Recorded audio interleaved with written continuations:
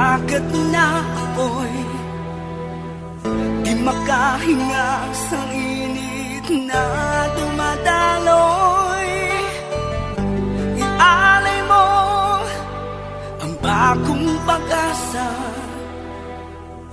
sa tulad kong nasadlak sa pagkakasala. Provincial Jail, kasaysayan sa mga tinugang ang inakabuhi, naging bahin sang Provincial Jail. Sa diin ang apat kapamusod sang pader, naging lulubngan sang ilang mga handom kag mga kalipay, nga naging saksi man sang ilang mga pag-antos, kag kabudlay kag paghinulsol. Litong-lito sa nakakabinging ingay, di makatawid sa malawak na lakusan. Ialay mo ang bagong pag-asa sa tulad kong nasadlak sa pagkakasala. Provincial Jail, makig-upod kita sa ila pagpanalambiton, kag makigbahin kita sa ila kalipay, kag pag-antos, nga ilaman na agong sa Provincial Jail.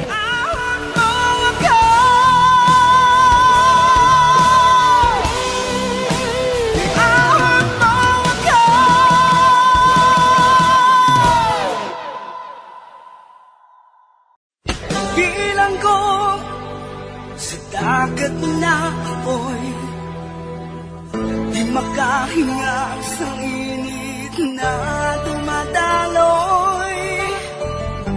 Ialay mo ang bagong pag-asa sa tulad kong nasadlak sa pagkakasala. Sa liwat maing adlaw sa inyo tanan mga palangga na mga tagparamati, sa karon nga adlaw padayuno naton ang sulat, nga ginatagan naton sang kabuhi, diri sa ato panatuntunan, Provincial Jail. Ihawak mo ako sa nagliliyap na apoy, na aking matikman ang tamis ng sandali. Bahin sang nagligad, ginhatagan ako ni Crispin sang trabaho sa ila opisina. Apang natingala ako, nga daw mahapos lang para sa ako ng ginhatag niya nga trabaho.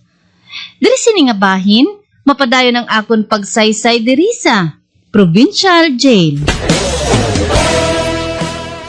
Anong masiling mo sa akon gin-order nga panyaga? Ay, manamit. Pareho sang ginsiling mo. Good. Ano pa gid ang nadiskubrihan mo bahin sa imo trabaho? Sa akon paglibot, natukiban ko, nga gusto ni Mrs. Go, nga ang palaman sang iya tinapay, amo ang ham, kag indi guava jelly. Kag ginlibot kong bugos nga minero, agod nga mapahibalo ina. Amoy nang natukiban mo? Isa lang ina sa mga butang, nga hindi dapat sa pakon sang estado.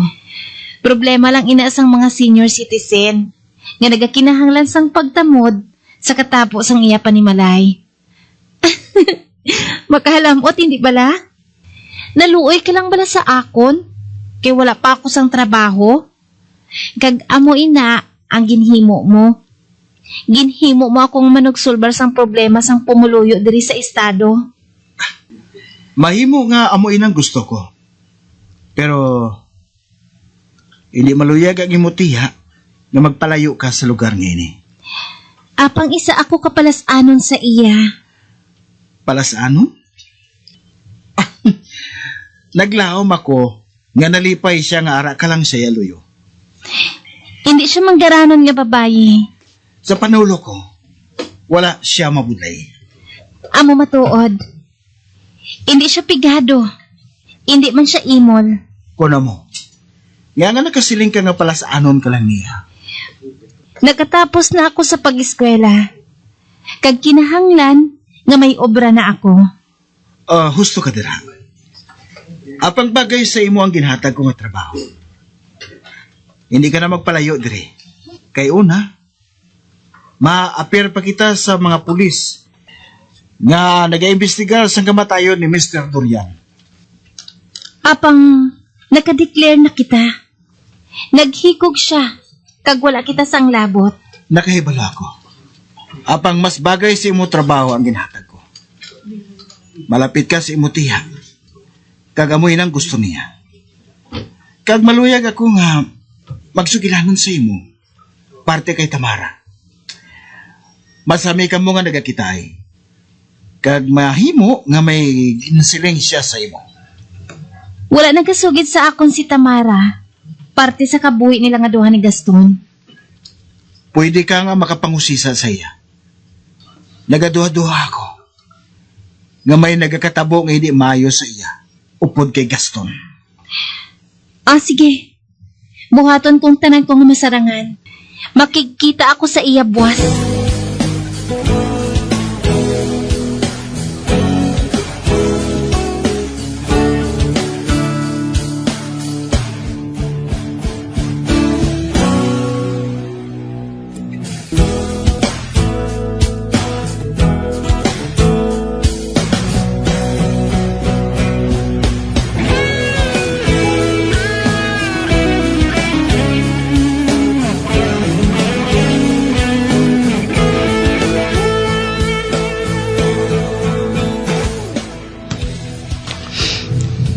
Kamusta ka, Tamara? Malipayon, ang tanan perpekto para sa akon. Kag paano si Gaston? Perpekto si Gaston. Wala sang pinakamaayo nga bana sa bugos nga Pilipinas kundi siya. Maayo ko na mo.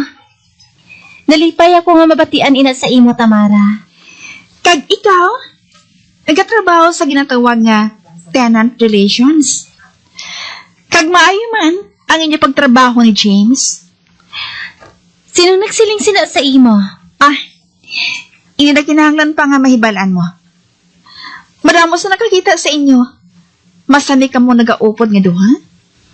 Pabayin na lang, ina. Pero, may pamangkot ako sa imo, Tamara. Nalipay ka gid bala bilang asawa ni Gaston? Sa nasiling ko na. Malipayon ako sa akon pangabuhi nga may bana. Tama sa akon ka malipayon, Federica? Kag siguro, nakaangko na kamo sang balay para gid sa inyo ni Gaston. Oo. Pero, mas komportable kami diri sa balay ngayon. Kag samtang wala pa kami makasiguro kung din kami maestar, diri lang anay kami. Isa pa, wala sang problema ang mami ni Gaston. Din mo nagustuhan. Magsaylo ka mo sa Paris o kun sa Rome? Nagpamensar pa kami Basi kung malibot anay kami. Nagsiling si Gaston nga dalon anay niya ako sa Paris. Sa Italy. Kagundiin pa. Nga nakapamangkot ka sang amo sina sa akon? Wala lang. Luyag ko lang masiguro nga malipayon ka, Tamara.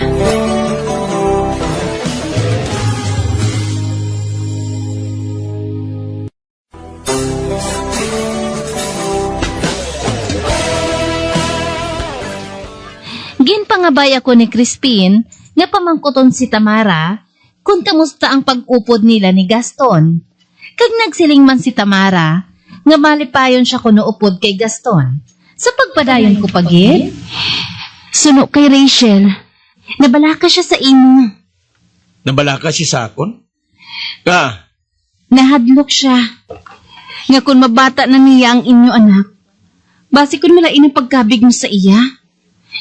Basi kung matunan mo nga kaugta ng bata, bangod hindi ikaw ang tunay nga amay. Palangga ko si Rachel.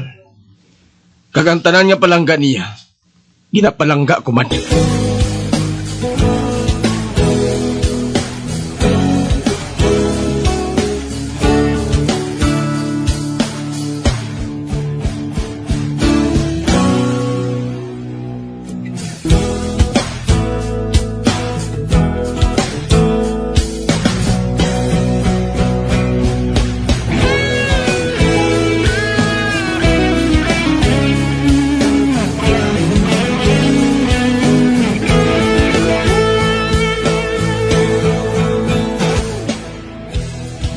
O te ano? Nakabata na si Rachel? Isa ka babayi. Kag wala ako sa nakita, nga nakasunod siya kay Gaston. Maayo kon amo. Makapaayo nga hindi makadumdum si Daniel nga may anak si Gaston kay Rachel. Kag si Dan pa ang kilalahon nga ama isang bata. Kinahanglan nga isunod sa apelyido niya si Daniela.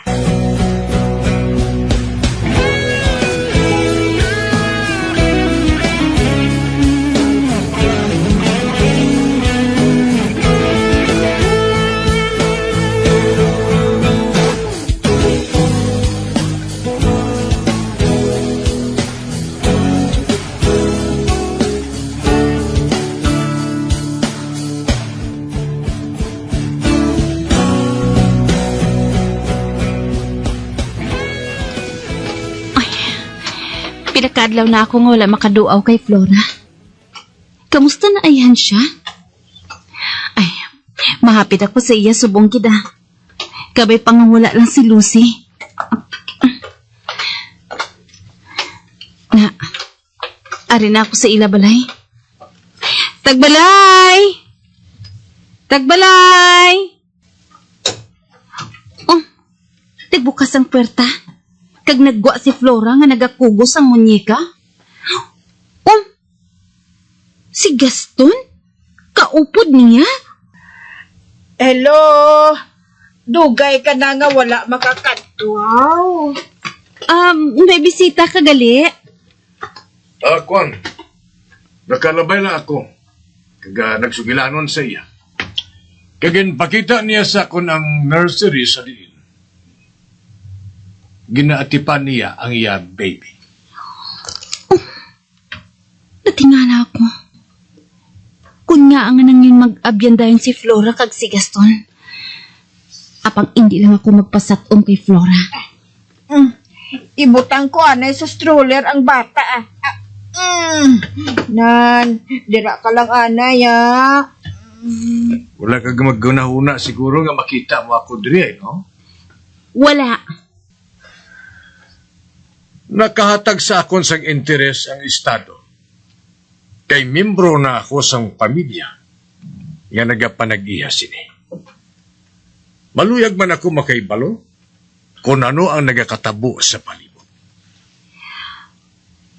Masako ako kaayo. Gani wala ako makalibot sa bahin niya ini. Amo bala? may jutay siya balang at trangkaso. Pero, ginpainom ko siya sang bulong. Kag, nag-ayo man siya. Hindi bala pangga. Nagtulog sa akon si Gaston. Nga daw makadlaw. Nagkadugang pagin ang pagsuya ko sa iya. Katahom sang nursery, kagin pakita sa ako ni kag nakita uman malang malaw ay ng mga pispis kagin kwadro sa may dingding. Ang pito ka uwak? Ang pito na. Apang nakabatsyag ako sang kahadlok sa interes ni Gaston sa pito ka uwak. Amo inang pito ka uwak. Ginbutang dira ni Lucy ang frame. Agod makadumdum ako permi nga sikreto ina. Kag hindi dapat nga isugid. Nakaibalo ka bala kung ano ang sikreto, Flora? Ha? Kung mo, nakaibalo ka na sang sikreto. Sugiri kami. Hindi kami manugid bisan kay sino. Ilikom na to. Inabahog mo siya. Okay, sorry ha. Sorry, Flora. Katahom sa adlaw nga ini. Ang may pa, mapungko kita sa garden. Ang mayo pa, mahalin na kami. Naghapit lang ako diri, Flora. Agod mahibal ang kayong tangan mo. Kagdugay-dugay, maabot na si Lucy. Gaston, Malakat na kita. Oo. Mayo pa. Malakat na kamo. Kay, matulog na ni siya, oh. Matulog na siya. Sige. Goodbye, Flora.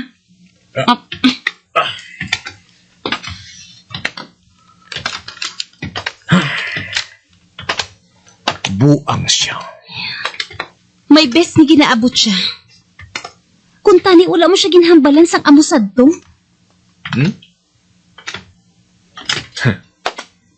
Palation ng bulan, hindi bala? Ambot lang. Apang hindi ka dapat maghambal sadto. Bangod na gadugang paginang paglain sang ulo niya. Pero matag nga buang na gid siya. Kaya ginaang ko niya ang munyeka kay sa kabata. Kay si Crispin Kunuini. Of all people, dos mabuang manakuho. Ara siya. Nagalibot man. Kung maglakat daw sa manok nga inugbulang. Kag wala makaibalo si Flora. Ngang munyeka nga suno sa iya bata. Isa lang ka munyeka na made in China. Siya ang nurse ni Crispin. Kag nagdumdum siya, nga bata paghihapon si Crispin. Makaluluoy man ang mag-utod. Nagaunungay sila nga duha. Kag si Crispin, maayo man sa ila. Siguro nabasol mo ako sa natabo? Ano kay ikaw eh? Naghinambit ka sang secret, kag kung ano-ano pa. Nagdumdum ako. Nga kung mahinambit kong tinaga nga secret. Basi magbalik ang yahusto nga paminsaron? Inang nasyak bala?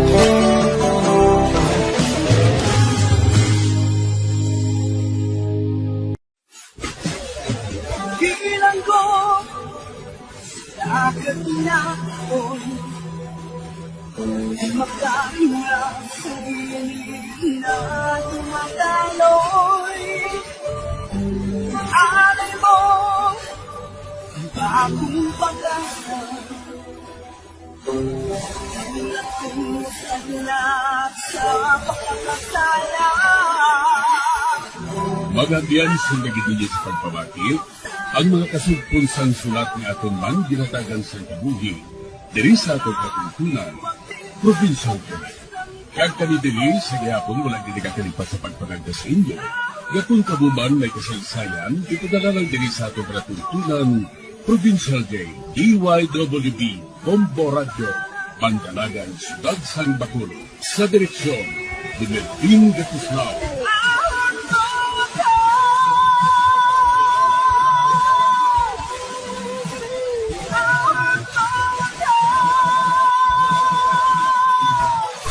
Bombo Radio Philippines.